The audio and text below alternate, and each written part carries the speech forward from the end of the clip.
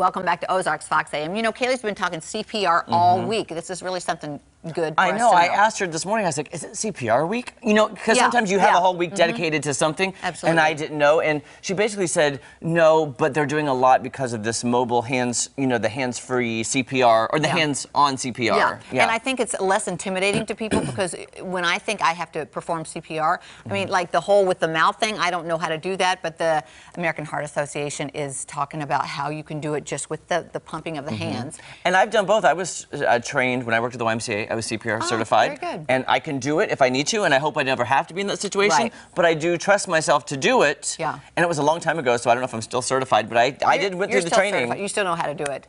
And Kaylee's going to kind of demonstrate and show us what's going on. Kaylee? That's right. First, we're going to talk about the importance of hands-on CPR. So you can step right up and save life, technically. The American Heart Association has given you the tools to confidently perform bystander hands-only CPR, making it easier than ever to step in when a situation arises. 1,000 Americans suffer out of hospital cardiac arrest every year, and about 90% of those people will pass away. The American Heart Association is looking to reverse those numbers by providing free hands-only CPR training.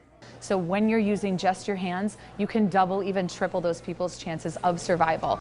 And that's exactly why people like Bonnie stepped up to the plate. I came out here today to learn how to save lives. And here's what people can learn. We're teaching everyone how to do hands-only CPR. It is 2 simple steps. So the first one is to call 911, and the second one is to push hard and fast in the center of the chest. For these public tours, everyone gets a free hands-only CPR kit that comes with a DVD explaining how to perform the process on adults and teenagers, and a mannequin to practice on.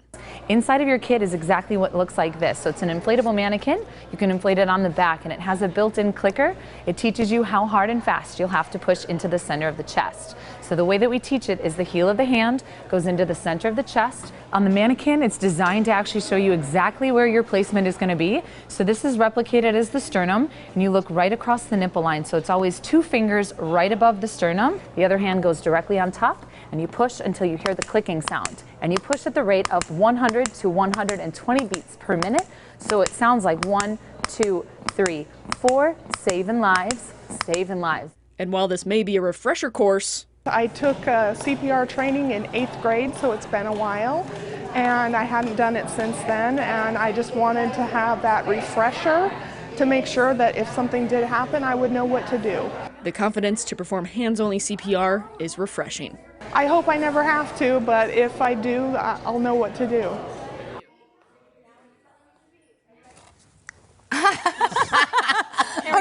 I think our mannequin needs a little more air. Okay, just more a little more air. I'm going to clean up this mess so we can see what we're doing here. But yeah, their next trip is Ohio. They're touring all across the country to help people learn hands. Do you want me to blow that up so you can talk? I don't mind. I'll help you. My lipstick might be on it from the last time. But yeah, so the main thing is a lot of people are scared to do CPR. They think they'll do it wrong. They think they'll cause more damage. Right. And I'm gonna fix this, Kaylee. Don't you Wait a fret. minute. Maybe we just weren't pressing hard enough in the middle. Yeah. Maybe we need to press harder. Yeah. Wait, it was clicking a minute ago. It's not clicking. It's supposed to click. Yeah. What? Okay. What happened? See that? We turned the on button on. Turn it off and on again. Turn it off again. Okay, off. Now on.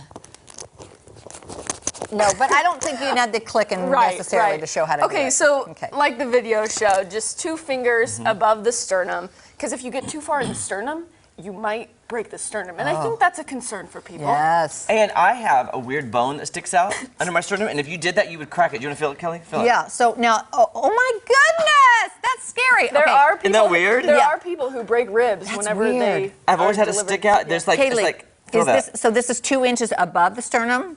What? Is that a button? That's a bone. No, it's a bone. It sticks out of my Is this where you would go like? Is that uncomfortable? No. That's I weird. feel like there were ribs Jeremy, that didn't form. You might want to get that checked. I'm just saying. Yeah. Okay, show us how to do it, That's very Kaylee. strange. Okay. Okay, so just 2 fingers above the sternum so you don't break off the end of the sternum. But if you break ribs, it's really not that big of a deal. Honestly, though, like there are worse things. You could actually die. Like, well, yes, you're gonna die. A rib most likely will kill you. So then, yeah, you just do 2 fingers, and then the heel of your hand. Okay. Stick that into their chest, in the middle of their nipple line, and then you just press down. A lot of people interlock their hands, some don't. It's pretty easy. That's where I did it. That's the way I did I'm kind of it. sad it's not making the click noise. Well, but I know that know. that was doing it fine just a minute ago, but so I didn't know about this. Just the 2 inches above the sternum. yeah. Yeah. Yeah, so Kelly, you practice now. Okay. All right. So. Kelly's practicing. All right. So you do put your hand here, or you just to find out where you are. Mainly just Okay. putting the pressure in the heel of your hand. Oh, Now- that's really fast. Now, Kelly. that's why I wanted to bring this up. What's the rhythm? What's the song? Staying alive, staying alive. Well, you can't tell Okay, by the way so- I use my... See, so that is good for people to know because I was doing that too fast.